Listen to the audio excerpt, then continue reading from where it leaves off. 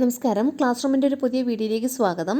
നമുക്കിന്ന് 8ാം ക്ലാസ്സിലെ ബയോളജിയിലെ നമ്മൾ ഫസ്റ്റ് പഠിച്ച unit let's cultivate and reap goodness എന്നുള്ളതാണ്. അതായത് നട്ട് നനയ്ക്കാം നന്മകൾ കൊയ്യാം. അപ്പോൾ അതിൻ്റെ ആ യൂണിറ്റിൻ്റെ ഫുൾ നോട്ട്സ് ഉൾക്കൊള്ളിച്ചിട്ടുള്ള വീഡിയോ ആണത്.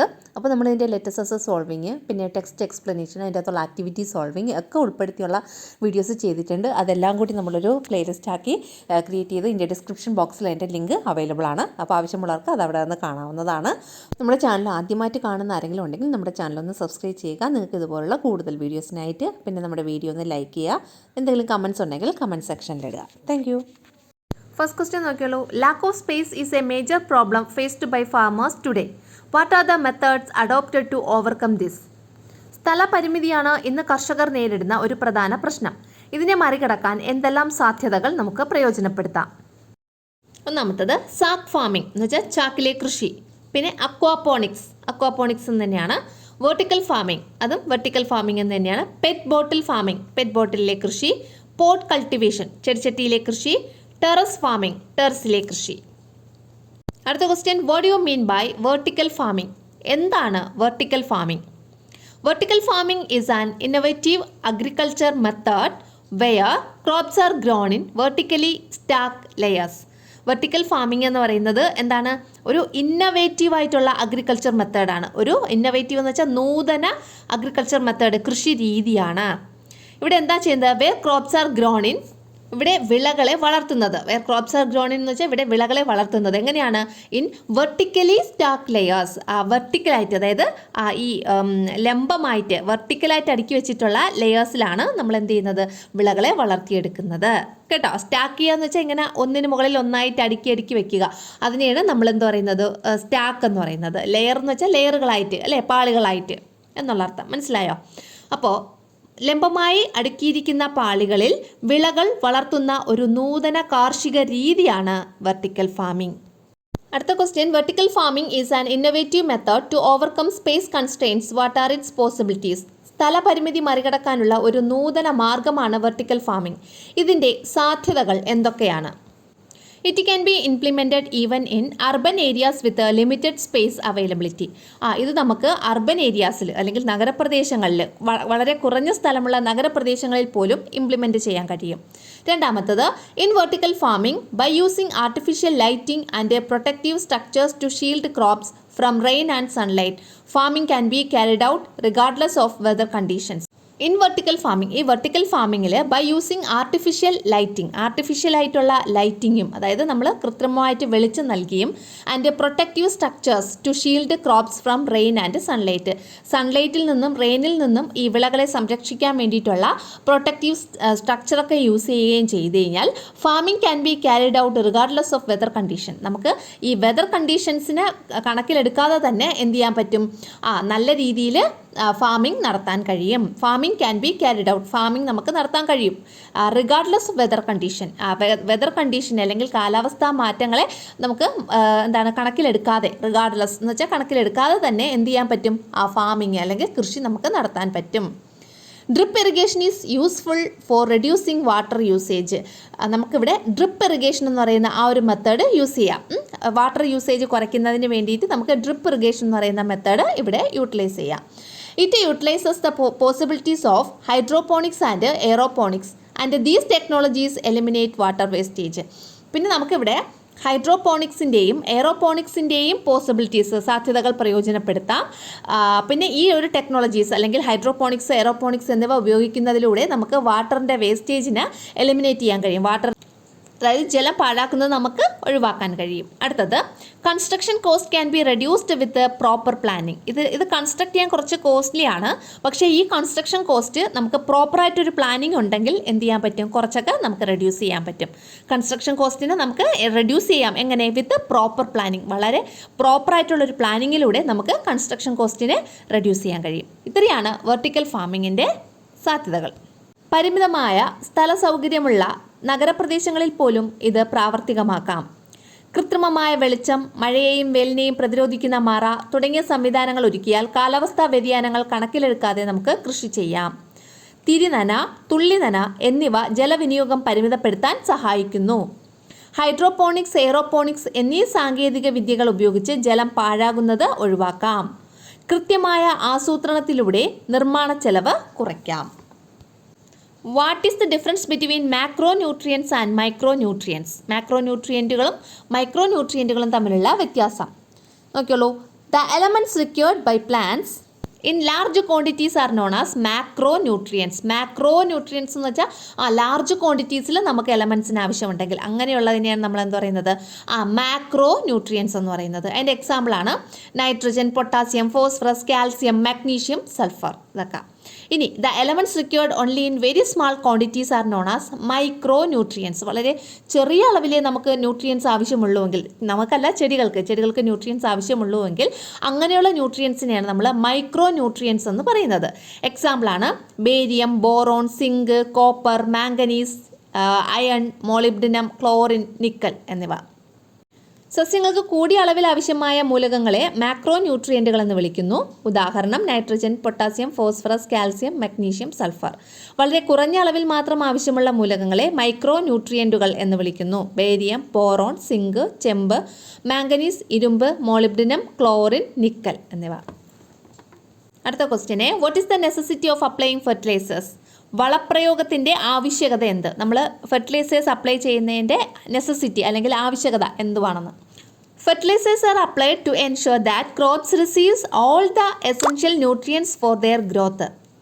അതായത് ക്രോപ്സിന് അവയുടെ ഗ്രോത്തിന് ആവശ്യമായിട്ടുള്ള, ക്രോപ്സ് എന്ന് വെച്ചാൽ വിളകൾക്ക് അവയുടെ വളർച്ചയ്ക്ക് ആവശ്യമായിട്ടുള്ള എല്ലാ എസെൻഷ്യൽ ന്യൂട്രിയൻസും, ആവശ്യമായ എല്ലാ ന്യൂട്രിയൻസും കിട്ടുന്നുണ്ടെന്ന് എൻഷുർ ചെയ്യുക അല്ലെങ്കിൽ ഉറപ്പ് വരുത്തുന്നതിന് വേണ്ടിയിട്ടാണ് എന്ത് നമ്മൾ യൂസ് ചെയ്യുന്നത്? ഫെർട്ടിലൈസേഴ്സ് അപ്ലൈ ചെയ്യുന്നത്. അപ്പോൾ വിളകൾക്ക് വളരാൻ ആവശ്യമായ എല്ലാ മൂലകങ്ങളുടെയും ലഭ്യത ഉറപ്പുവരുത്താനാണ് വളപ്രയോഗം നടത്തുന്നത്. ഈ ന്യൂട്രിയൻസ് എന്ന് വെച്ചാൽ പോഷകങ്ങൾ എന്നുള്ള അർത്ഥമുണ്ട്. എസെൻഷ്യൽ ന്യൂട്രിയൻസ് എന്ന് വെച്ചാൽ ആവശ്യമായിട്ടുള്ള പോഷകങ്ങൾ. അടുത്തത്, what are the different ways to apply fertilisers? ഏതെല്ലാം വ്യത്യസ്ത രീതികളിൽ നമുക്ക് വളപ്രയോഗം നടത്താം? Some fertilisers are spread on the field before or after planting.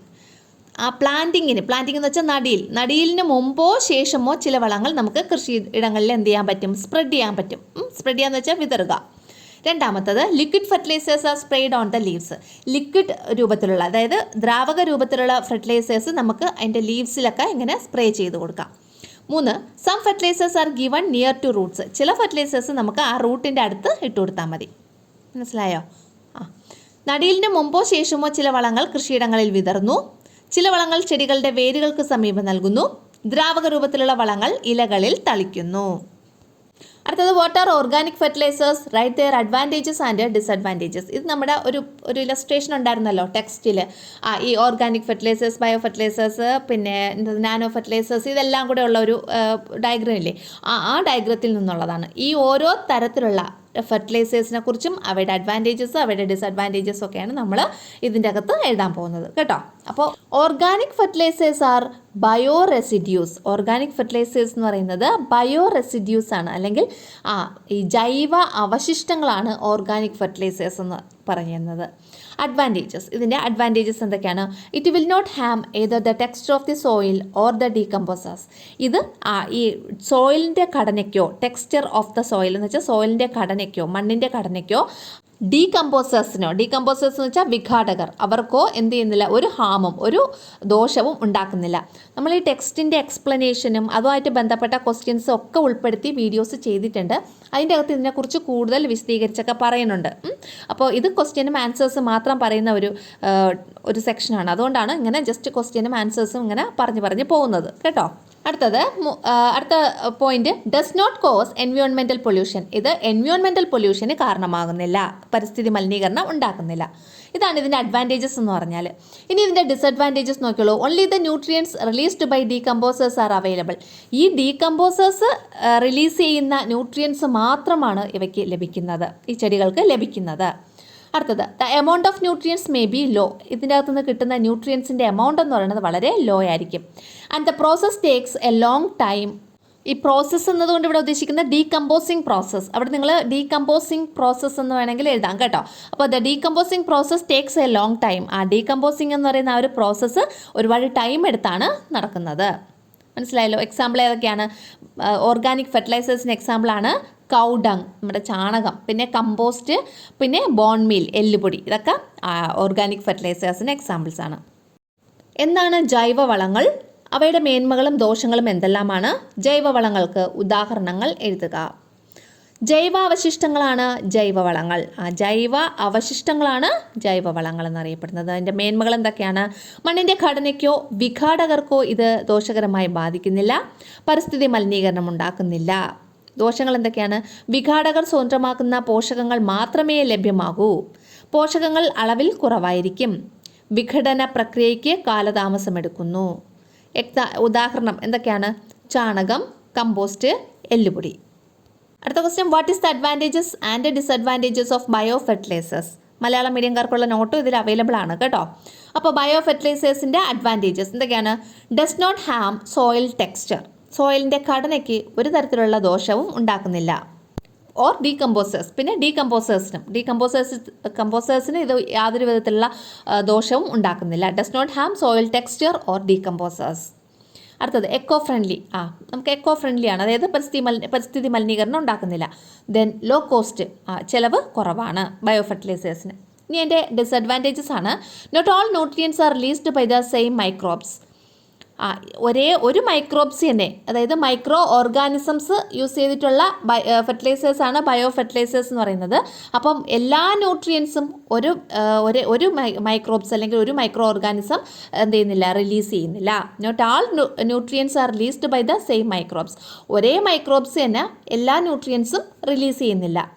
Specific microbes are required for each nutrient. ഓരോ ന്യൂട്രിയൻറ്റിന് വേണ്ടിയിട്ട് നമുക്കൊരു സ്പെസിഫിക് മൈക്രോബിയൽ ഓർഗാനിസത്തിന് ആവശ്യമുണ്ടായിരിക്കും. Specific microbes are required for each nutrients. ഓരോ ന്യൂട്രിയൻസിനും ഓരോ സ്പെസിഫിക് മൈക്രോബ്സിന് ആവശ്യമായിരിക്കും. എക്സാമ്പിൾസ് എന്തൊക്കെയാണ്? Rhizobium, azospirillum and mycorrhiza. അപ്പോൾ ഇത് ഇമ്പോർട്ടൻ്റ് ആണ്, പഠിച്ചു വെച്ചേക്കണം കേട്ടോ, ഇതിൻ്റെ എക്സാമ്പിളും ഒക്കെ കേട്ടോ. അപ്പോൾ മൈക്രോ ഓർഗാനിസംസ് യൂസ് ചെയ്ത് ഫെർട്ടിലൈസർ നിർമ്മിക്കുന്ന ടൈപ്പിലുള്ള ഫെർട്ടിലൈസറാണ് എന്ന് പറയുന്നത് ബയോ ഫെർട്ടിലൈസർ എന്ന് പറയുന്നത്. അപ്പോൾ അവിടെ ഉപയോഗിക്കുന്ന മൈക്രോ ഓർഗാനിസംസിന് എക്സാമ്പിൾസ് ആണ് റൈസോബിയം, അസോസ്പൈറിലം, മൈക്രോറൈസ എന്നിവ. ജീവാണുവളത്തിൻ്റെ മേന്മയും ദോഷവും എന്തെല്ലാം? ഉദാഹരണങ്ങൾ എഴുതുക. മേന്മകൾ: മണ്ണിൻ്റെ ഘടനയ്ക്കോ വിഘാടകർക്കോ ദോഷം ചെയ്യുന്നില്ല. പരിസ്ഥിതിക്ക് ദോഷമുണ്ടാക്കുന്നില്ല. ചെലവ് കുറവാണ്. ദോഷങ്ങൾ എന്തെല്ലാം? എല്ലാ പോഷകങ്ങളും നൽകുന്ന ജീവാണുക്കൾ ലഭ്യമല്ല. എല്ലാ പോഷകങ്ങളും ഒരൊറ്റ ജീവാണുവിൽ നിന്ന് നമുക്ക് ലഭിക്കില്ല, അതാണ് പറഞ്ഞിട്ടുള്ളത്. ഓരോ പോഷകത്തിനും പ്രത്യേകം ജീവാണുക്കൾ വേണം. ഒരു പോഷകത്തിന് ഒരു ജീവാണു, മറ്റൊരു പോഷകത്തിന് മറ്റൊരു ജീവാണു, അങ്ങനെ ഓരോ പോഷകത്തിനും പ്രത്യേകം ജീവാണുക്കൾ വേണം. ഉദാഹരണങ്ങൾ റൈസോബിയം, അസോസ്പൈറിലം, മൈക്രോറൈസ. ഈ ഉദാഹരണങ്ങൾ പഠിച്ചോളണം, ഇമ്പോർട്ടൻ്റ് ആണ് കേട്ടോ, വളരെ ഇമ്പോർട്ടൻ്റ് ആണേ. അടുത്തത്, what are artificial fertilizers, its advantages and disadvantages. Artificial ഫെർട്ടിലൈസേഴ്സിൻ്റെ എക്സാമ്പിൾസ് എഴുതണം. ആർട്ടിഫിഷ്യൽ ഫെർട്ടിലൈസേഴ്സ് എന്താണെന്ന് എഴുതണം. അവയുടെ മേന്മകളും ദോഷങ്ങളും എഴുതണം. Artificial fertilizers are artificially synthesized fertilizers to increase the nutrient value of soil. സോയിലിൻ്റെ ന്യൂട്രിയൻ്റ് വാല്യൂ, പോഷകമൂല്യം അത് വർദ്ധിപ്പിക്കാൻ വേണ്ടിയിട്ട്, ഇൻക്രീസ് ചെയ്യാൻ വേണ്ടിയിട്ട് നമ്മൾ ആർട്ടിഫിഷ്യലായിട്ട്, കൃത്രിമമായിട്ട് സിന്തസൈസ് നിർമ്മിക്കുന്ന ഫെർട്ടിലൈസേഴ്സാണ് എന്ന് പറയുന്നത് ആർട്ടിഫിഷ്യൽ ഫെർട്ടിലൈസേഴ്സ് എന്ന് പറയുന്നത്. മനസ്സിലായോ? Artificial fertilizers are artificially synthesized fertilizers. ആർട്ടിഫിഷ്യലായിട്ട്, കൃത്രിമമായിട്ട് നമ്മൾ സിന്തസൈസ് ചെയ്യുന്ന, നിർമ്മിക്കുന്ന ഫെർട്ടിലൈസേഴ്സാണ് എന്തെന്ന് പറയുന്നത് ആർട്ടിഫിഷ്യൽ ഫെർട്ടിലൈസർ എന്ന് പറയുന്നത്. എന്തിനാണ്? To increase the nutrient value of soil.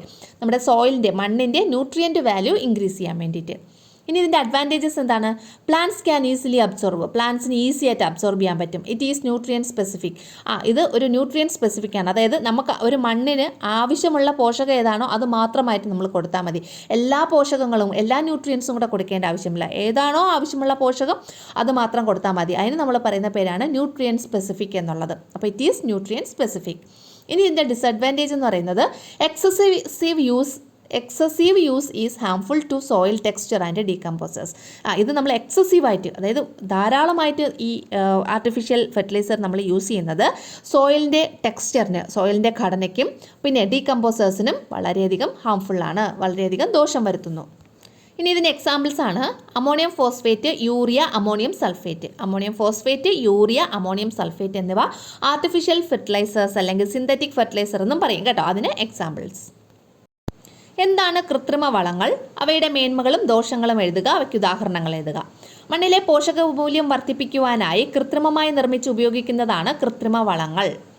അവയുടെ മേന്മകൾ: സസ്യങ്ങൾക്ക് എളുപ്പത്തിൽ ആഗിരണം ചെയ്യാൻ കഴിയും, ആവശ്യമായ പോഷകങ്ങൾ മാത്രമായി നൽകാം. ദോഷങ്ങൾ എന്തൊക്കെയാണ്? അമിതമായ ഉപയോഗം മണ്ണിന്റെ ഘടനയ്ക്കും വിഘാടകർക്കും ദോഷം ചെയ്യുന്നു. ഉദാഹരണങ്ങൾ ammonium phosphate, urea, ammonium sulphate. ഇനി അടുത്തത് what are nano fertilisers, what are their advantages and disadvantages. Nano fertilisers are artificial fertilisers in the form of nano particles. Nano പാർട്ടിക്കിൾസിൻ്റെ രൂപത്തിലുള്ള ആർട്ടിഫിഷ്യൽ ആയിട്ടുള്ള ഫെർട്ടിലൈസേഴ്സിനെയാണ് നമ്മൾ നാനോ ഫെർട്ടിലൈസേഴ്സ് എന്ന് പറയുന്നത്. മനസ്സിലായോ? നാനോ എന്ന് പറഞ്ഞാൽ വളരെ വളരെ വളരെ ചെറുത് എന്നുള്ള അർത്ഥമാണ് അല്ലേ. അപ്പോൾ വളരെ ചെറിയ രൂപത്തിലായിരിക്കും ഈ നാനോ ഫെർട്ടിലൈസേഴ്സ് നമുക്ക് ചെടികൾക്ക് നൽകുന്നത് അല്ലേ. വളരെ ചെറിയ തരികളായിട്ടായിരിക്കും. ഇനി ഇതിൻ്റെ അഡ്വാൻറ്റേജസ് എന്താണ്? Plants can easily absorb. വളരെ ചെറിയ തരികളായതുകൊണ്ട് തന്നെ പ്ലാന്റ്സിന് ഈസി ആയിട്ട് അബ്സോർബ് ചെയ്യാൻ കഴിയും. Required very small quantity. വളരെ ചെറിയ ക്വാണ്ടിറ്റിയെ ആവശ്യമുള്ളൂ. വളരെ ചെറിയ അളവിൽ നമ്മൾ നൽകിയാൽ മതി. Do not affect the soil texture. ഇത് മണ്ണിൻ്റെ ഘടനയെ ബാധിക്കുന്നില്ല. ഇനി ഇതിൻ്റെ ഡിസഡ്വാൻറ്റേജസ്: ഹാംഫുൾ ടു ഡീകമ്പോസേഴ്സ് അല്ലേ. ഇത് ഡീകമ്പോസേഴ്സിന് ഹാംഫുൾ ആണ്. കാരണം ഡീകമ്പോസേഴ്സ് എന്ന് പറയുമ്പോൾ തന്നെ മൈക്രോ ഓർഗാനിസംസ് ആണ് അല്ലേ, വളരെ ചെറിയ ഓർഗാനിസംസ് ആണ്. അപ്പോൾ ഇത് നാനോ പാർട്ടിക്കിൾസ് ആണെങ്കിൽ കൂടി അത് ഡീകമ്പോസേഴ്സിന് ഹാംഫുൾ ആയിരിക്കും. അപ്പോൾ ഹാംഫുൾ ടു ഡീകമ്പോസേഴ്സ്. ഇനി എക്സാമ്പിൾസ് എന്തൊക്കെയാണ്? Nano urea, nano phosphate, nano magnesium sulphate. എല്ലാത്തിൻ്റെ കൂടെ എന്തുണ്ടാവും? നാനോ ഉണ്ടാവും, നാനോ ഫെർട്ടിലൈസർ ആണെങ്കിൽ. മനസ്സിലായല്ലോ? ഇനി എന്താണ് നാനോ വളം, അവയുടെ മേന്മകളും ദോഷങ്ങളും എന്തെല്ലാം? നാനോ കണികാ രൂപത്തിലുള്ള കൃത്രിമ വളങ്ങളാണ് നാനോ വളങ്ങൾ. അതിൻ്റെ മേന്മകൾ: സസ്യങ്ങൾക്ക് എളുപ്പത്തിൽ ആഗിരണം ചെയ്യാൻ കഴിയും, വളരെ ചുരുങ്ങിയ അളവിൽ മതിയാകും, മണ്ണിൻ്റെ രാസഘടനയ്ക്ക് ദോഷമുണ്ടാക്കുന്നില്ല. അടുത്തത് ദോഷങ്ങൾ എന്തൊക്കെയാണ്? വിഘാടകർക്ക് ദോഷം ചെയ്യുന്നു. ഉദാഹരണങ്ങൾ nano urea, nano phosphate, nano magnesium sulphate. അപ്പോൾ ഇത്രയാണ് ഫെർട്ടിലൈസേഴ്സിനെ കുറിച്ചുള്ള നോട്ട്. അടുത്തത് is it possible to determine the amount of nitrogen available by observing the colour of the leaves? If so why? ഇലയുടെ നിറം നോക്കി നൈട്രജൻ്റെ ലഭ്യത എത്രത്തോളം ഉണ്ട് എന്നറിയുവാൻ കഴിയുമോ ഇല്ലയോ? കഴിയുമെങ്കിൽ എങ്ങനെ? ഇതാണ് നമ്മുടെ question. The leaf colour chart helps determine the nitrogen content in a plant by comparing leaf colour with a standard picture. അതായത് ലീഫ് കളർ ചാർട്ട് നമ്മളെ ഹെൽപ്പ് ചെയ്യുന്നു. എന്തിനാണ്? Determine the nitrogen content in a plant. ഒരു പ്ലാന്റിലെ nitrogen content നമുക്ക് മനസ്സിലാക്കാൻ വേണ്ടിയിട്ട് leaf colour chart നമ്മെ ഹെൽപ്പ് ചെയ്യുന്നു. എങ്ങനെയാണ്? By comparing leaf colour with the standard picture. ഇതിനൊരു സ്റ്റാൻഡേർഡ് പിക്ചർ ഉണ്ട്. ആ സ്റ്റാൻഡേർഡ് പിക്ചറും നമ്മുടെ ആ പ്ലാന്റിൻ്റെ ലീഫിൻ്റെ കളറുമായിട്ട് കമ്പയർ ചെയ്ത് നൈട്രജൻ്റെ കണ്ടന്റ് എത്രത്തോളം ആ ചെടിയിലുണ്ട് എന്ന് മനസ്സിലാക്കാൻ നമ്മെ ആ ലീഫ് കളർ ചാർട്ട് ഹെൽപ്പ് ചെയ്യുന്നു. Dark green colour indicates adequate quantity of nitrogen is present. അതായത് ഡാർക്ക് ഗ്രീൻ കളറാണ് കാണിക്കുന്നതെങ്കിൽ അതിൻ്റെ അർത്ഥം എന്ന് പറയുന്നത് ആവശ്യമായ അളവിൽ നൈട്രജൻ ഉണ്ട്. അഡിക്വേറ്റ് ക്വാണ്ടിറ്റി എന്ന് വെച്ചാൽ ആവശ്യമായ അളവിൽ നൈട്രജൻ ഉണ്ട് എന്നാണ്. Light green colour indicates the deficiency of nitrogen. ഇനി ലൈറ്റ് ഗ്രീൻ ആണ് അവിടുത്തെ കളറെങ്കിൽ അതെന്താ ഇൻഡിക്കേറ്റ് ചെയ്യുന്നത്? നൈട്രജൻ്റെ ഡെഫിഷ്യൻസിയാണ് ഇൻഡിക്കേറ്റ് ചെയ്യുന്നത്. അപ്പോൾ ലീഫ് കളർ ചാർട്ട് ഉപയോഗിച്ച് ഇലയുടെ നിറം പ്രമാണചിത്രം എന്നുള്ളത് സ്റ്റാൻഡേർഡ് പിക്ചർ കേട്ടോ, പ്രമാണചിത്രവുമായി താരതമ്യപ്പെടുത്തി, അതായത് കമ്പയർ ചെയ്ത് നമുക്ക് ചെടികളിൽ നൈട്രജൻ്റെ അളവ് എത്രത്തോളം ഉണ്ട് എന്നറിയുവാൻ കഴിയും. ഇളം പച്ചനിറം നൈട്രജൻ്റെ കുറവും കടും പച്ചനിറം നൈട്രജൻ്റെ അളവ് ആവശ്യത്തിനുണ്ട് എന്നും സൂചിപ്പിക്കുന്നു. അപ്പോൾ കടും പച്ചനിറമാണെങ്കിൽ കറക്റ്റ് ക്വാണ്ടിറ്റിയിൽ നൈട്രജൻ ഉണ്ടെന്നാണ് അർത്ഥം. ഇളം പച്ചനിറമെങ്കിൽ നൈട്രജൻ്റെ ഡെഫിഷ്യൻസി ഉണ്ട് എന്നാണ് അർത്ഥം. അടുത്ത question: what was the importance of cultivating local varieties? നാടൻ ഇനങ്ങൾ കൃഷി ചെയ്യുന്നതിൻ്റെ പ്രാധാന്യം എന്ത്? Local varieties are naturally well suited to the local environment. Local എൻവയോൺമെൻറ്റിന് നല്ല നാച്ചുറലി വളരെയധികം യോജിച്ചവയാണ് ലോക്കൽ വെറൈറ്റീസ് എന്ന് പറയുന്നത്, നാടൻ ഇനങ്ങൾ എന്ന് പറയുന്നത്. They have inherent resistant to pest and diseases. പെസ്റ്റിനെതിരെയും ഡിസീസസിനെതിരെയും, പെസ്റ്റ് എന്ന് വെച്ചാൽ കീടങ്ങൾക്കെതിരെയും പിന്നെ അസുഖങ്ങൾക്കെതിരെയും ദേ ഹാവ് ഇൻഹെറൻറ്റ് റെസിസ്റ്റൻസ്. അവയ്ക്ക് സ്വാഭാവികമായിട്ടുള്ളൊരു റെസിസ്റ്റൻസ് ഉണ്ട്, ഒരു പ്രതിരോധ ശേഷി ഉണ്ട്. The use of pesticides can be minimised. അപ്പോൾ നമുക്ക് എന്ത് ചെയ്യാൻ പറ്റും? പെസ്റ്റിസൈഡ്സിൻ്റെ അല്ലെങ്കിൽ കീടനാശിനിയുടെ ഉപയോഗം പരമാവധി കുറയ്ക്കാൻ പറ്റും. By supporting local pollinators and beneficial insects they help maintaining ecological balance. ഈ ലോക്കലായിട്ടുള്ള പോളിനേറ്റേഴ്സ് എന്ന് വെച്ചാൽ പരാഗണകാരികളെയും പിന്നെ ബെനിഫിഷ്യൽ ഇൻസെക്ട്സ് നമുക്ക് ആവശ്യമുള്ള പ്രാണികളെയൊക്കെ നമ്മൾ സപ്പോർട്ട് ചെയ്യുന്നതിലൂടെ, അതായത് എങ്ങനെയാണ് സപ്പോർട്ട് ചെയ്യുന്നത്? ലോക്കൽ വെറൈറ്റീസൊക്കെ നട്ടുപിടിപ്പിക്കുന്നു അല്ലേ, അങ്ങനെ നമ്മൾ സപ്പോർട്ട് ചെയ്യുന്നതിലൂടെ അവ നമ്മെ ഹെൽപ്പ് ചെയ്യുന്നു. എന്താ? മെയിൻറ്റെയിനിങ് എക്കോളജിക്കൽ ബാലൻസ്, ഒരു പാരിസ്ഥിതിക സന്തുലനം മെയിൻറ്റെയിൻ ചെയ്യാൻ അവ നമ്മെ സഹായിക്കുന്നു. ആര്? ഈ ഇൻസെക്ട്സും പോളിനേറ്റേഴ്സും. These crops require minimal fertilisers. ഈ ക്രോപ്സിനൊക്കെ വളരെ കുറച്ച് ഫെർട്ടിലൈസേഴ്സ് ആവശ്യം ഉള്ളൂ. വളരെ കുറച്ച് ഫെർട്ടിലൈസേഴ്സ് അല്ലെങ്കിൽ വളരെ കുറച്ച് വളങ്ങൾ മതിയാവും. Cultivation cost can also be reduced. Cultivation കോസ്റ്റും നമുക്ക് എന്ത് ചെയ്യാൻ പറ്റും? റെഡ്യൂസ് ചെയ്യാൻ പറ്റും, കുറയ്ക്കാൻ പറ്റും. നാടൻ ഇനങ്ങൾ പ്രാദേശിക പരിസ്ഥിതിയോട് ഇണങ്ങി വളരുന്നവയാണ്. അവ ആ പ്രദേശത്തുള്ള കീടങ്ങൾക്കും രോഗങ്ങൾക്കുമെതിരെ സ്വാഭാവികമായ പ്രതിരോധം ആർജിച്ചിരിക്കുന്നതിനാൽ കീടനാശിനികളുടെ ഉപയോഗം കുറയ്ക്കാം.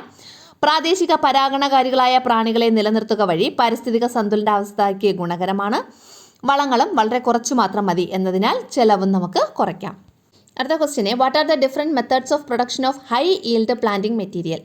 മെച്ചപ്പെട്ട നടീൽ വസ്തുക്കൾ ഉൽപ്പാദിപ്പിക്കുന്നതിനുള്ള വിവിധ മാർഗങ്ങൾ ഏതെല്ലാമാണ്? 1. ഗ്രാഫ്റ്റിംഗ്, ബഡ്ഡിംഗ്, ലെയറിംഗ്, വർഗ്ഗസങ്കരണം, ടിഷ്യൂ കൾച്ചർ, GM വിള. ഗ്രാഫ്റ്റിംഗ്, ബഡ്ഡിംഗ്, ലെയറിംഗ്, വർഗ്ഗസങ്കരണം എന്ന് വെച്ചാൽ hybridisation, tissue culture, GM crop.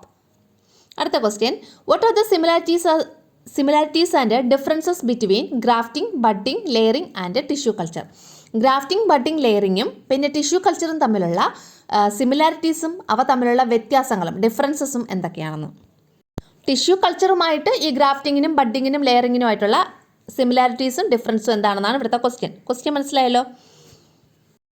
Seedlings produced through grafting, budding, layering and tissue culture will have the same characteristics as the mother plant. ഈ ഗ്രാഫ്റ്റിങ്ങിലൂടെയും ബഡ്ഡിങ്ങിലൂടെയും ലെയറിങ്ങിലൂടെയും tissue കൾച്ചറിലൂടെയും നമ്മൾ ഉൽപ്പാദിപ്പിക്കുന്ന seedlings എന്ന് വെച്ചാൽ തൈച്ചെടികൾക്ക് എന്താണ് same characteristics as the mother plant. Mother പ്ലാന്റിൻ്റെ അതേ characteristics, അതേ സവിശേഷതകളൊക്കെ ആയിരിക്കും ഉണ്ടായിരിക്കുന്നത്. However, through tissue culture, a large number of seedlings can be produced at once. എന്നാൽ ഈ ടിഷ്യൂ കൾച്ചർ വഴി ഒറ്റയടിക്ക് തന്നെ ഒരു സമയത്ത് തന്നെ നമുക്ക് ലാർജ് നമ്പർ ഓഫ് സീഡ്ലിങ്സ്, ഒരുപാട് സീഡ്ലിങ്സ് നമുക്ക് പ്രൊഡ്യൂസ് ചെയ്യാൻ പറ്റും. Tissue culture require more technical knowledge and training. പിന്നെ ടിഷ്യൂ കൾച്ചർ നമുക്ക് ചെയ്യാൻ വേണ്ടിയിട്ട് കൂടുതൽ ടെക്നിക്കൽ നോളജും പിന്നെ ട്രെയിനിങ്ങും ഒക്കെ ആവശ്യമാണ്. ഗ്രാഫ്റ്റിംഗ്, ബഡ്ഡിംഗ്, ലെയറിംഗ് എന്നിവയും ടിഷ്യൂ കൾച്ചറും തമ്മിലുള്ള സാമ്യ വ്യത്യാസങ്ങൾ എന്തെല്ലാമാണ്? Grafting, budding, layering, tissue culture എന്നിവയിലൂടെ ഉൽപ്പാദിപ്പിക്കുന്ന തൈച്ചെടികൾക്ക് മാതൃസസ്യത്തിൻ്റെ അതേ ഗുണവിശേഷങ്ങൾ ഉണ്ടായിരിക്കും. എന്നാൽ ടിഷ്യൂ കൾച്ചറിലൂടെ ഒരേ സമയം ധാരാളം തൈച്ചെടികളെ ഉൽപ്പാദിപ്പിക്കാൻ കഴിയും. ടിഷ്യൂ കൾച്ചറിന് മികച്ച പരിജ്ഞാനവും സാങ്കേതിക സംവിധാനങ്ങളും ആവശ്യമാണ്. എന്താണ് GM വിളകൾ അല്ലെങ്കിൽ what is GM crops? In crops, new traits can be incorporated by altering its genetic constitution through genetic engineering. അതായത് ജനറ്റിക് എഞ്ചിനീയറിംഗ് വഴി ജനിതക എഞ്ചിനീയറിംഗ് വഴി ജനിതക ഘടനയിൽ ജനറ്റിക് കോൺസ്റ്റിറ്റ്യൂഷനിൽ നമുക്ക് ഓൾട്ടറിങ് എന്ന് വെച്ചാൽ മാറ്റം വരുത്തി ന്യൂ ട്രേറ്റ്സ് എന്ന് വെച്ചാൽ പുതിയ സ്വഭാവങ്ങൾ എന്ത് ചെയ്യാം? ക്യാൻ ബി ഇൻകോർപ്പറേറ്റഡ്, കൂട്ടിച്ചേർക്കാൻ കഴിയും. ഏതിൽ? ഇൻ ക്രോപ്സ്, വിളകളിൽ. മനസ്സിലായോ പറഞ്ഞത്? ഇൻ ക്രോപ്സ് അതായത് വിളകളിൽ new traits can be incorporated, പുതിയ സ്വഭാവങ്ങൾ ഇൻകോർപ്പറേറ്റ് ചെയ്യാം, അതായത് പുതിയ സ്വഭാവങ്ങൾ കൂട്ടിച്ചേർക്കാം. എങ്ങനെയാണ്? By altering its genetic constitution, അതിൻ്റെ ജനറ്റിക് കോൺസ്റ്റിറ്റ്യൂഷനിൽ ജനിതക ഘടനയിൽ നമുക്ക് ഓൾട്ടറിങ് നടത്തി വ്യതിയാനങ്ങൾ വരുത്തി അല്ലെങ്കിൽ വ്യത്യാസങ്ങൾ വരുത്തി. ഏതിലൂടെ? ത്രൂ ജനറ്റിക് എഞ്ചിനീയറിംഗ്, ജനിതക എഞ്ചിനീയറിംഗിലൂടെ. Cotton plant that can resist pest attack, soyabean that resist weedicides, rice varieties that contain vitamin A, etcetera are examples for these crops. ഇങ്ങനെയുള്ള ക്രോപ്സിൻ്റെ എക്സാമ്പിൾസ് ആണ് ഈ പറഞ്ഞിട്ടുള്ളത്. എന്തൊക്കെയാണ്? Cotton plant that resist pest അറ്റാക്കിനെ ചെറുക്കുന്ന കോട്ടൺ പ്ലാന്റ്, പരുത്തിച്ചെടി, കീടബാധയൊക്കെ ചെറുക്കുന്ന പരുത്തിച്ചെടി. പിന്നെ സോയാബീൻ ദാറ്റ് റെസിസ്റ്റ് വീഡിസൈഡ്സിന് അല്ലെങ്കിൽ കളകളെയൊക്കെ ചെറുക്കുന്ന സോയാബീൻ. പിന്നെ rice varieties that contain vitamin A അടങ്ങിയിട്ടുള്ള റൈസ് വെറൈറ്റീസ്, അതൊക്കെ ഏതിന് എക്സാമ്പിളാണ്? ഇങ്ങനെയുള്ള ക്രോപ്സിന് അല്ലെങ്കിൽ GM ക്രോപ്സിന് എക്സാമ്പിൾസ് ആണ്. അപ്പോൾ നോക്കിയോളൂ, ജനിതക എഞ്ചിനീയറിംഗ് വഴി ജനിതക ഘടനയിൽ മാറ്റം വരുത്തിയ വിളകളിൽ പുതിയ സ്വഭാവ സവിശേഷതകൾ ഉൾച്ചേർക്കാൻ സാധിക്കും. കീടബാധ ചെറുക്കുന്ന അതിനെയാണ് നമ്മൾ എന്ത് പറയുന്നത്? GM ക്രോപ്സ് എന്ന് പറയുന്നത്. ഇനി കീടബാധ ചെറുക്കുന്ന പരുത്തിച്ചെടി, കളനാശിനികളെ പ്രതിരോധിക്കുന്ന സോയാബീൻ, വൈറ്റമിൻ A ധാരാളം അടങ്ങിയ നെല്ലിനങ്ങൾ എന്നിവ ഇത്തരം വിളകൾക്ക് ഉദാഹരണമാണ്. അടുത്തത് വാട്ട് ഈസ് ടിഷ്യൂ കൾച്ചർ? എന്താണ് tissue culture? This technique help us to produce a large number of plants having all the characteristics of the parent plant. This technique അതായത് ഈ ഒരു ടെക്നിക്ക് നമ്മളെ ഹെൽപ്പ് ചെയ്യുന്നു. എന്താണ്? To produce a large number of plants, ഒരുപാട് പ്ലാന്റ്സിനെ ഉൽപ്പാദിപ്പിക്കാൻ നമ്മെ സഹായിക്കുന്നു ഈ ഒരു technique. Having all the characteristics of the parent plant. Parent പ്ലാന്റിൻ്റെ അല്ലെങ്കിൽ മാതൃസസ്യത്തിൻ്റെ എല്ലാ ക്യാരക്ടറിസ്റ്റിക്സും എല്ലാ ഗുണങ്ങളും അടങ്ങിയിട്ടുള്ള ധാരാളം ചെറിയ പ്ലാന്റിനെയൊക്കെ പ്രൊഡ്യൂസ് ചെയ്യാൻ വേണ്ടിയിട്ട് ഈ ഒരു ടെക്നിക്ക് നമ്മെ ഹെൽപ്പ് ചെയ്യുന്നു. ഏത് technique? Tissue culture. Tissue separated from the suitable part of the plant are grown in special nutrient medium to produce saplings. അതായത് ഒരു പ്ലാന്റിൻ്റെ പാരൻറ്റ് പ്ലാന്റിൻ്റെ സ്യൂട്ടബിളായിട്ടുള്ള അനുയോജ്യമായ ഒരു സ്ഥലത്ത് നിന്ന് പാർട്ടിൽ നിന്ന് നമ്മൾ എന്ത് ചെയ്യുന്നു? ടിഷ്യൂസിനെ സെപ്പറേറ്റ് ചെയ്യുന്നു. എന്നിട്ട് ഇതിനെ ഇതിനെ വളർത്തുന്നു. എവിടെയാണ്? In special nutrient medium. ഒരു പ്രത്യേക ഒരു ന്യൂട്രിയൻ മീഡിയത്തിൽ, ഒരു പോഷക മാധ്യമത്തിൽ നമ്മൾ ഇതിനെ എന്ത് ചെയ്യുന്നു? വളർത്തുന്നു. എന്തിനാണ് വളർത്തുന്നത്? ടു പ്രൊഡ്യൂസ് സാപ്ലിങ്സിനെ പ്രൊഡ്യൂസ് ചെയ്യാൻ വേണ്ടി. സാപ്ലിങ്സ് എന്ന് വെച്ചാൽ തൈച്ചെടികൾ പ്രൊഡ്യൂസ് ചെയ്യാൻ വേണ്ടിയിട്ട്. അപ്പോൾ മാതൃസസ്യത്തിൻ്റെ അതേ ഗുണസവിശേഷതകളുള്ള ധാരാളം സസ്യങ്ങളെ ഉൽപ്പാദിപ്പിക്കാൻ സഹായിക്കുന്ന ഒരു സാങ്കേതിക വിദ്യയാണ് ടിഷ്യൂ കൾച്ചർ. സസ്യത്തിൻ്റെ അനുയോജ്യമായ ഭാഗത്തു നിന്നും കലകളെ വേർതിരിച്ചെടുത്ത് പ്രത്യേക പോഷക മാധ്യമത്തിൽ വളർത്തിയാണ് തൈച്ചെടികൾ ഉണ്ടാക്കുന്നത്. അടുത്ത question, what's the disadvantage of GM crops? GM വിളകളുടെ പോരായ്മ എന്തെല്ലാമാണ്? GM crops are a threat to survival of indigenous species. അതായത് ഇൻഡിജിനസ് സ്പീഷീസ് എന്ന് വെച്ചാൽ എന്താണ്? തദ്ദേശീയ ഇനങ്ങളുടെ സർവൈവലിന്, നിലനിൽപ്പിന് ഈ GM ക്രോപ്സ് എന്താണ്? ത്രെഡാണ്. ത്രെഡ് എന്ന് വെച്ചാൽ ഭീഷണിയാണ്. GM crops are threat. GM crops ഒരു ഭീഷണിയാണ് to the survival of indigenous species. തദ്ദേശീയ ഇനങ്ങളുടെ സർവൈവലിന് അല്ലെങ്കിൽ അവയുടെ നിലനിൽപ്പിന് ഭീഷണിയാണ്. GM വിളകൾ തദ്ദേശീയ ഇനങ്ങളുടെ നിലനിൽപ്പിന് ഭീഷണിയാണ്. അടുത്ത question, what methods can be used to minimize water loss from agricultural fields during bad weather? പ്രതികൂല കാലാവസ്ഥയിൽ കൃഷിയിടങ്ങളിലെ ജലനഷ്ടം കുറയ്ക്കാനുള്ള മാർഗ്ഗങ്ങൾ എന്തെല്ലാം? അല്ലെങ്കിൽ ഈ പ്രതികൂല കാലാവസ്ഥ എന്നില്ലെങ്കിൽ കൂടി കൃഷിയിടങ്ങളിലെ ജലനഷ്ടം കുറയ്ക്കാനുള്ള മാർഗ്ഗങ്ങൾ എന്തെല്ലാം എന്നൊരു ക്വസ്റ്റ്യൻ ചോദിച്ചാലും ഈ ഒരു ആൻസർ തന്നെ എഴുതാം. ഏതൊക്കെയാണ്? ഗ്രീൻ ഹൗസ് ഹരിതഗൃഹം, ഡ്രിപ്പ് ഇറിഗേഷൻ തുള്ളിനന, വിക്ക് ഇറിഗേഷൻ തിരിനന, മുൾച്ചിങ് പുതയിടൽ. ഇനി നമുക്ക് ഇവ ഓരോന്നും എന്താണെന്ന് പഠിക്കണം. Explain about greenhouse. എന്താണ് ഹരിതഗൃഹം? Greenhouse helps to cultivate both in rainy season and in summer season alike. അതായത് ഇതൊരു നല്ല പോയിന്റാണ്. റെയിനി സീസണിലും സമ്മർ സീസണിലും നമുക്ക് കൾട്ടിവേറ്റ് ചെയ്യാൻ നമ്മെ സഹായിക്കുന്ന ഒരു സംവിധാനമാണ് ഗ്രീൻ ഹൗസ് എന്ന് പറയുന്നത്. അപ്പോൾ ഇങ്ങനൊരു ക്വസ്റ്റ്യൻ ചോദിച്ചു കഴിഞ്ഞാൽ റെയിനി സീസണിലും അതുപോലെ സമ്മർ സീസണിലും ഒരുപോലെ നമ്മെ കൾട്ടിവേറ്റ് ചെയ്യാൻ സഹായിക്കുന്ന ഒരു സംവിധാനം ഏതാണ്? Green house. കേട്ടോ, അങ്ങനെ ഒരു ക്വസ്റ്റ്യൻ ചോദിച്ചാൽ അത് ആൻസർ ആയിട്ട് എഴുതാം. അടുത്ത, green house is constructed using sheets of plastic, nylon, polythene etcetera. അതായത് പോളിത്തിലീൻ പിന്നെ അതുപോലെ പ്ലാസ്റ്റിക്കിൻ്റെ ഷീറ്റ്, പിന്നെ നൈലോണിൻ്റെ ഷീറ്റ്, ഇതൊക്കെ കൊണ്ടാണ് നമ്മൾ ഗ്രീൻ ഹൗസ് ഉണ്ടാക്കുന്നത്, കൺസ്ട്രക്ട് ചെയ്യുന്നത്. Pest attack can also be reduced by this method as all the sides are covered. എല്ലാ സൈഡും നമ്മൾ കവർ ചെയ്യുന്നത് കൊണ്ട് പെസ്റ്റ് അറ്റാക്ക് നമുക്ക് എന്ത് ചെയ്യാൻ പറ്റും? റെഡ്യൂസ് ചെയ്യാൻ പറ്റും ഗ്രീൻ ഹൗസിലൂടെ. മനസ്സിലായോ? മഴക്കാലത്തും വേനൽക്കാലത്തും ഒരേപോലെ കൃഷി ചെയ്യാൻ സഹായിക്കുന്ന സംവിധാനമാണിത്. പ്ലാസ്റ്റിക്, നൈലോൺ, പോളിയെത്തിലീൻ തുടങ്ങിയ ഷീറ്റുകൾ ഉപയോഗിച്ചാണ് ഹരിതഗൃഹം നിർമ്മിക്കുന്നത്. എല്ലാ ഭാഗത്തും മറയുള്ളതിനാൽ കീടരോഗബാധ കുറയ്ക്കുവാനും ഇതിലൂടെ കഴിയും. അടുത്തത് രണ്ടാമത്തത് എന്താണ്? What is drip irrigation, it's benefits. എന്താണ് തുള്ളിനന? ഇതിൻ്റെ സവിശേഷതകൾ എന്തെല്ലാം? ഡ്രിപ്പ് ഇറിഗേഷൻ എന്ന് വെച്ചാൽ തുള്ളിനന. എന്താണ് തുള്ളിനന?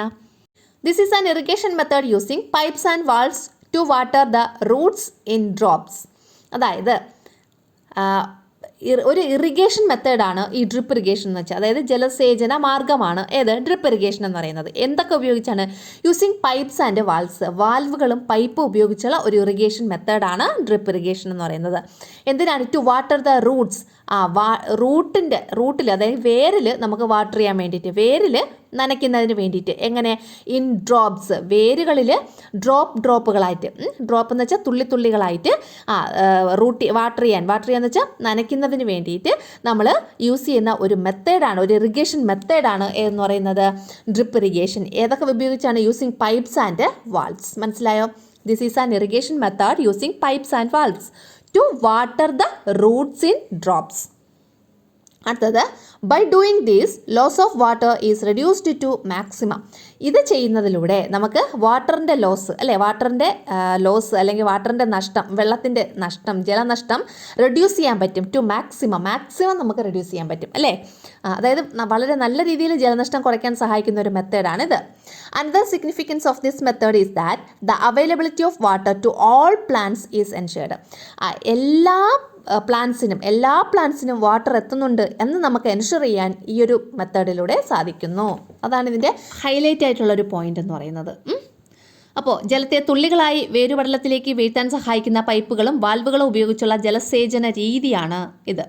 ഇങ്ങനെ ചെയ്യുമ്പോൾ ജലനഷ്ടം പരമാവധി കുറയ്ക്കാം. എല്ലാ ചെടികൾക്കും ഒരേപോലെ ജലലഭ്യത ഉറപ്പുവരുത്താനും കഴിയും. ഇവിടെ ജലസേചന രീതിയാണത്. അത് ഓക്കെ, അതിൻ്റെ ഇടയ്ക്ക് ഒരു സ്പേസ് ഉണ്ട് കേട്ടോ, അത് കുഴപ്പമില്ല. നിങ്ങൾ എഴുതുമ്പോൾ സ്പേസ് ഇടണ്ട കേട്ടോ. അടുത്ത ഏത് മെത്തേഡാണ്? Wick irrigation. What is wick irrigation? What is the advantage of wick irrigation over drip irrigation? Drip ഇറിഗേഷനെ അപേക്ഷിച്ച് ഈ വിക്ക് ഇറിഗേഷൻ്റെ മേന്മ എന്താണെന്നുള്ളത്. എന്താണ് വിക്ക് ഇറിഗേഷൻ? ഡ്രിപ്പ് ഇറിഗേഷൻ, നമ്മൾ നേരത്തെ പറഞ്ഞ ഡ്രിപ്പ് ഇറിഗേഷൻ അല്ലെങ്കിൽ തുള്ളി നനയെ അപേക്ഷിച്ച് വിക്ക് ഇറിഗേഷൻ എന്ന് വെച്ചാൽ തിരുനന എന്ന് പറയും. അതിനുള്ള മേന്മ എന്താണെന്ന്. A method of directly supplying water to the roots of plants through a cotton cloth filtered from a water source is called wick irrigation. അതായത് പരുത്തി തുണി കൊണ്ടുള്ള തിരിയുടെ സഹായത്താൽ ജലസ്രോതസ്സിൽ നിന്ന് ചെടികളുടെ വേരുപടലത്തിന് സമീപത്തിലേക്ക് ജലം നേരിട്ടെത്തിക്കുന്ന രീതിയാണിത്. എന്താണ്? Directly supplying water. വാട്ടറിനെ നമ്മൾ ഡയറക്റ്റ് ആയിട്ട് സപ്ലൈ ചെയ്യുന്നു അല്ലേ, നേരിട്ടെത്തിക്കുന്നു. എവിടേക്ക്?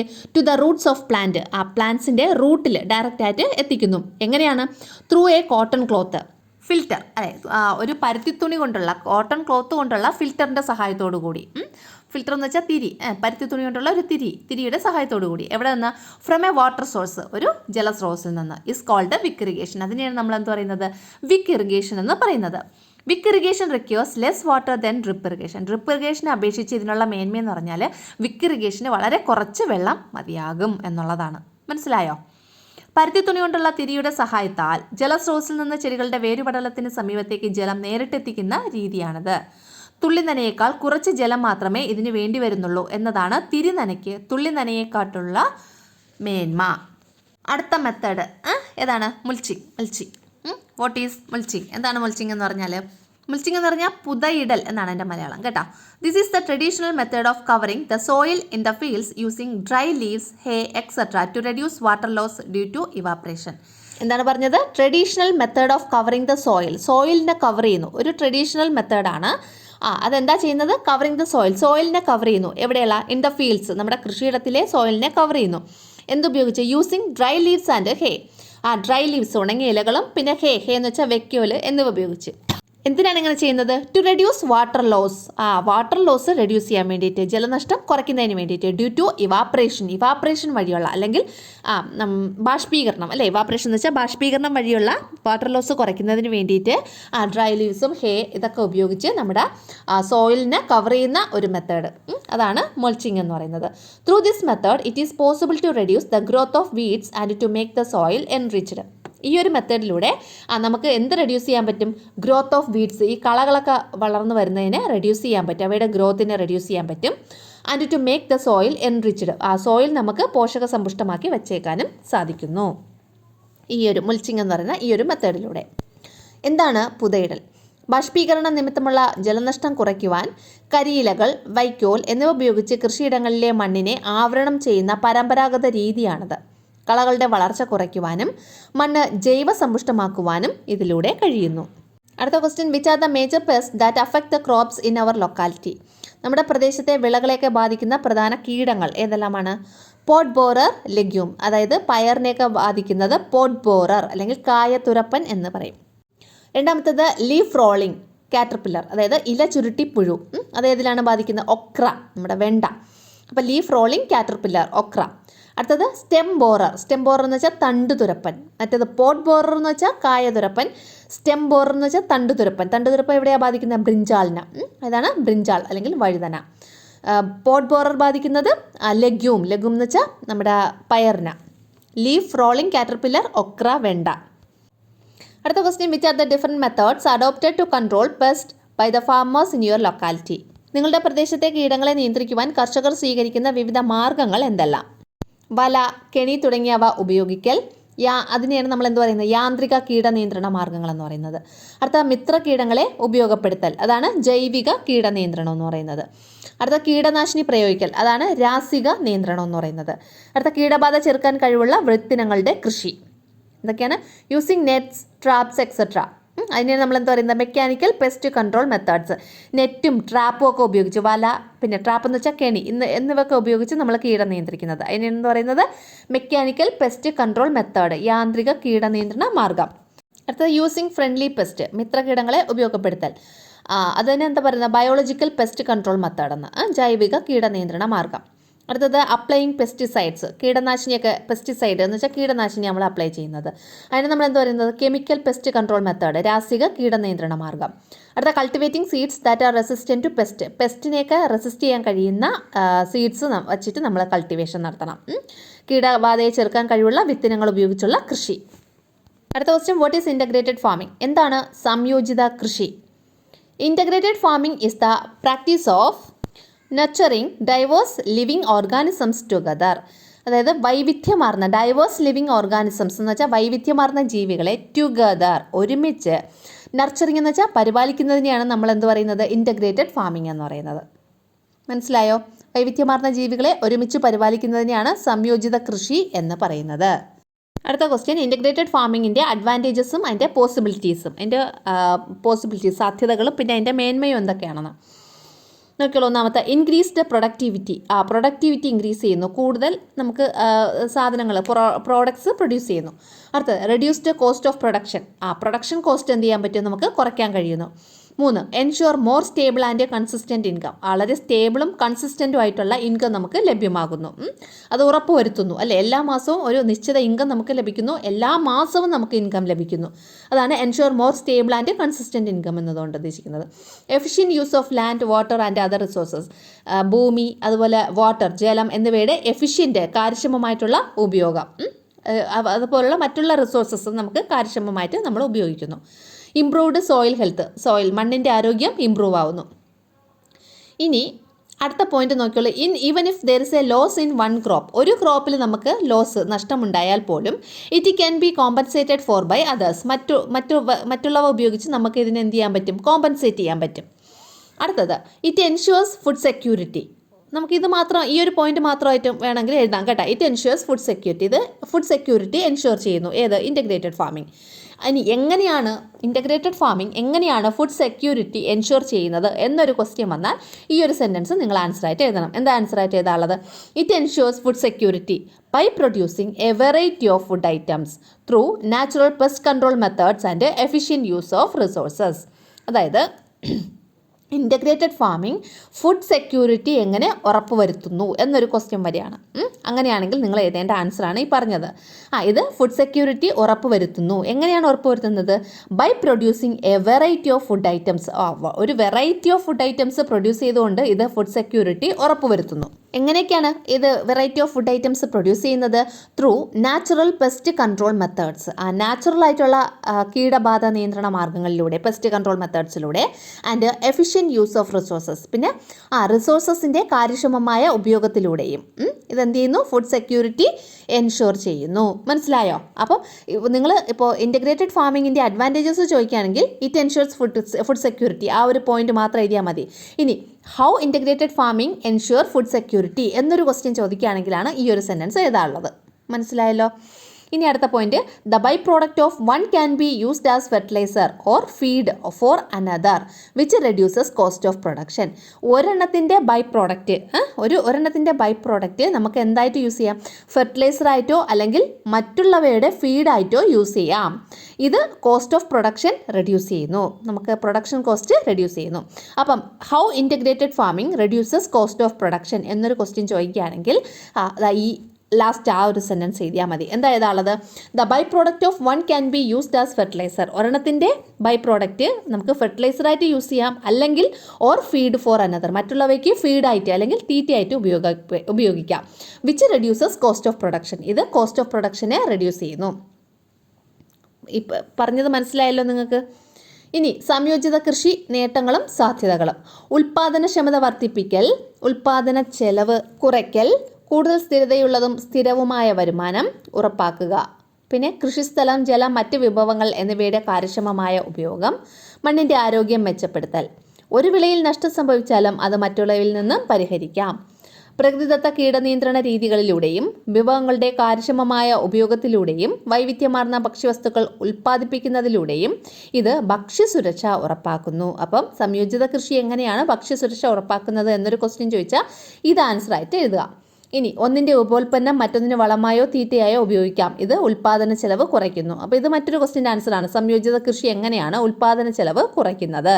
അപ്പോൾ ഒന്നിൻ്റെ ഉപോൽപ്പന്നം മറ്റൊന്നിന് വളമായോ തീറ്റയായോ ഉപയോഗിക്കാം. ഇത് ഉൽപ്പാദന ചെലവ് കുറയ്ക്കുന്നു. ഇങ്ങനെ എഴുതാം. അടുത്ത question, is agriculture only about producing food? Prepare a note. ഈ അഗ്രികൾച്ചർ എന്ന് പറയുന്നത് ഭക്ഷ്യവസ്തുക്കൾ നിർമ്മിക്കുന്നത് മാത്രമാണോ? അതിനെക്കുറിച്ചൊരു കുറിപ്പ് തയ്യാറാക്കുക. Agriculture is not just about producing food. Agriculture എന്ന് പറയുന്നത് ഫുഡ് പ്രൊഡ്യൂസ് ചെയ്യുക മാത്രമല്ല. There are various other farming methods. ഒരുപാട് മറ്റു ഫാമിംഗ് മെത്തേഡ്സ് ഉണ്ട്.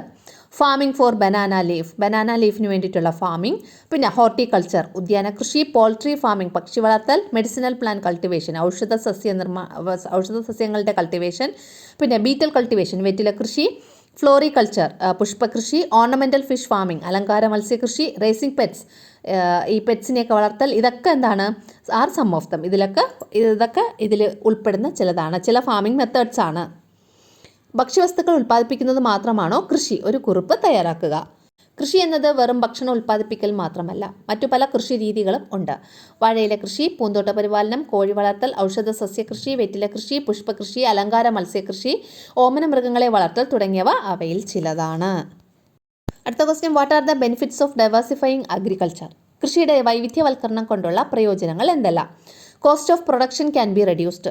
ചെലവ് കുറയ്ക്കുന്നു. Income can be increased. വരുമാനം വർദ്ധിക്കുന്നു. Limited space needed for farming. കൃഷിക്ക് വേണ്ടി വളരെ കുറച്ച് സ്ഥലം മതിയാകും. അടുത്ത question, what is smart farming? എന്താണ് smart farming? What are the possibilities of smart farming? ഇതിൻ്റെ സാധ്യതകൾ, സ്മാർട്ട് ഫാമിങ്ങിൻ്റെ സാധ്യതകൾ എന്തെല്ലാമാണ്? Smart farming is the effective utilisation of modern technologies in അഗ്രികൾച്ചറിൽ അല്ലെങ്കിൽ കൃഷിയിൽ മോഡേൺ ടെക്നോളജീസ് നമ്മൾ എഫക്റ്റീവായിട്ട് കാര്യക്ഷമമായിട്ട് യൂട്ടിലൈസ് ചെയ്യുന്നതിനെയാണ് നമ്മൾ എന്ത് പറയുന്നത്? സ്മാർട്ട് ഫാമിംഗ് എന്ന് പറയുന്നത്.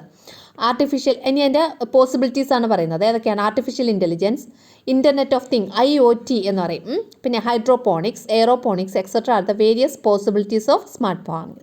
സ്മാർട്ട് ഫാമിങ്ങിൻ്റെ വിവിധ തരത്തിലുള്ള പോസിബിലിറ്റീസ് ആണ് artificial intelligence, internet of things, hydroponics, aeroponics എന്നിവ.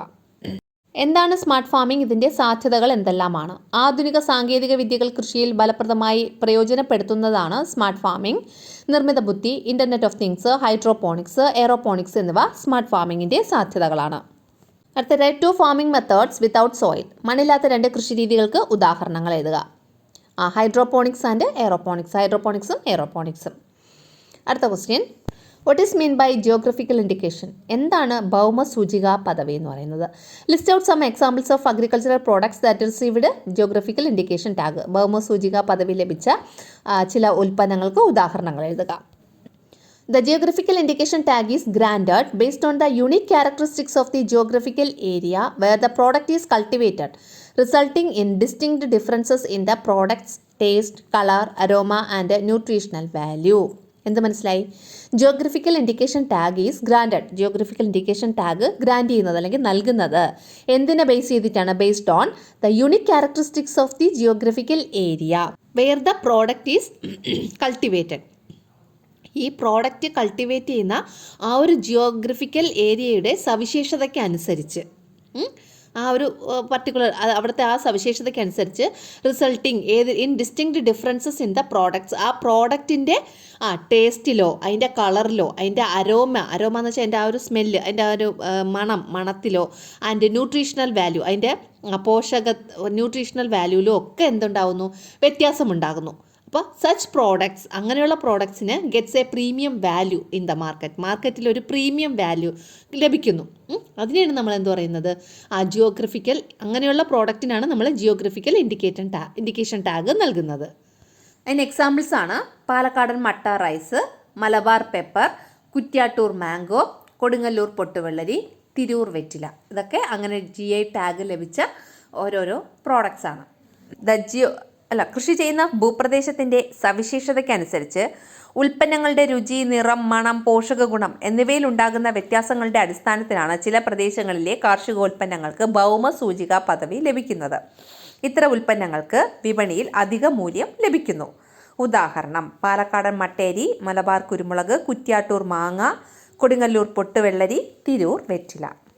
അടുത്ത question, list out different farming methods. വിവിധ തരത്തിലുള്ള കൃഷി രീതികൾ ഏതൊക്കെയാണ്? ബനാന ലീഫ് ഫാമിംഗ് ഇലവാഴ കൃഷി, ഹോർട്ടിക്കൾച്ചർ ഉദ്യാന കൃഷി, പോൾട്രി ഫാമിംഗ് പക്ഷി വളർത്തൽ, മെഡിസിനൽ പ്ലാന്റ് കൾട്ടിവേഷൻ ഔഷധ സസ്യ കൃഷി, ബീറ്റൽ കൾട്ടിവേഷൻ വെറ്റില കൃഷി, ഫ്ലോറികൾച്ചർ പുഷ്പകൃഷി, ഓർണമെൻ്റൽ ഫിഷ് ഫാമിംഗ് അലങ്കാര മത്സ്യകൃഷി, റേസിംഗ് പെറ്റ്സ് ഓമന മൃഗങ്ങളെ വളർത്തൽ. ഇതൊക്കെയാണ് വിവിധ തരത്തിലുള്ള കൃഷി രീതികൾ അല്ലെങ്കിൽ ഡിഫറെൻറ്റ് ഫാമിംഗ് മെത്തേഡ്സ്. അപ്പോൾ നമ്മൾ ബയോളജിയിലെ ഒന്നാമത്തെ യൂണിറ്റിൻ്റെ കംപ്ലീറ്റ് നോട്ട്സ് നമ്മളിതിൽ ഉൾപ്പെടുത്തിയിട്ടുണ്ട്.